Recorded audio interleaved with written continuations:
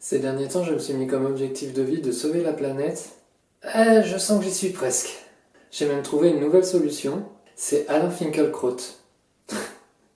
J'ai un copain dans le sud, il l'appelle Alain Finkielkraut. C'est pas particulièrement drôle. Alors c'est vrai qu'à première vue, c'est difficile de se dire que l'avenir de l'humanité repose sur les frêles épaules d'un vieux monsieur qui passe 8 heures par jour, 5 jours sur 7, sur tous les plateaux télé à dire Oh là là, mais que fait ce jeune sur son portable? Je suis vieux. Mais en fait, je pense qu'il peut vraiment servir. En fait, j'aimerais bien qu'on l'utilise comme combustible. Alors non, je sais, j'ai appris depuis la dernière fois que brûler quelqu'un sans son consentement, c'est pas bien. Oh, ça va, oui. Mais en fait, je parle pas de l'homme. Là, je parle de l'artiste. Enfin, le philosophe,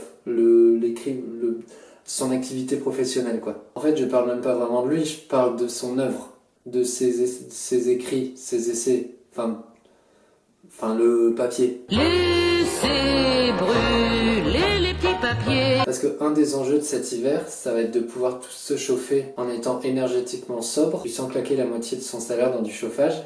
Alors que les milliardaires n'ont jamais été aussi riches, des millions d'Européens n'auront même pas les moyens de se chauffer ou s'éclairer cet hiver. La précarité énergétique, c'est quand ça devient tellement galère de réchauffer ou de rafraîchir l'endroit où tu habites que tu es obligé de sacrifier d'autres besoins essentiels et de subir des conditions de vie complètement absurdes. Elle concerne aujourd'hui 12 millions de Français. La précarité énergétique touche désormais des populations jusque-là épargnées. Alors au début, je m'étais dit, on pourrait faire comme les manchots avec la chaleur humaine. Mais Kaline Finkielkraut... Allez, rencontre les réacs les plus chauds de ta région. Bienvenue en enfer. Hello.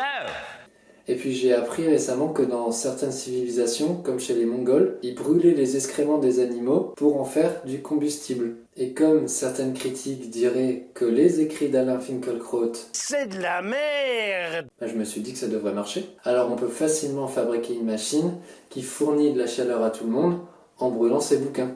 Ah ouais, mais du coup il faudrait les acheter ces bouquins.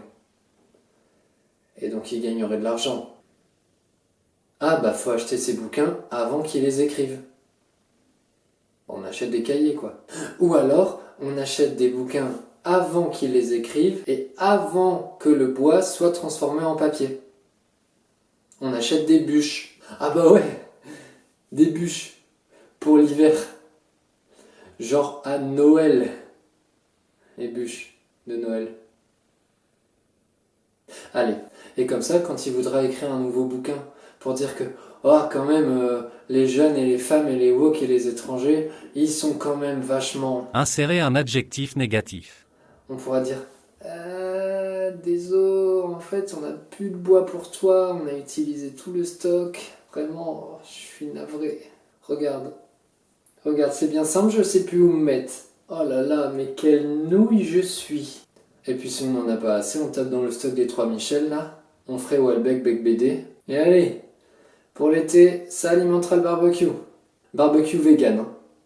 Ça leur fera les pieds. Et puis si on a l'occasion de faire fulminer Fabien Roussel, pourquoi s'en priver? Non, Fabien, tu ne gagneras pas avec un steak. Bim, 2 pierres d'un coup.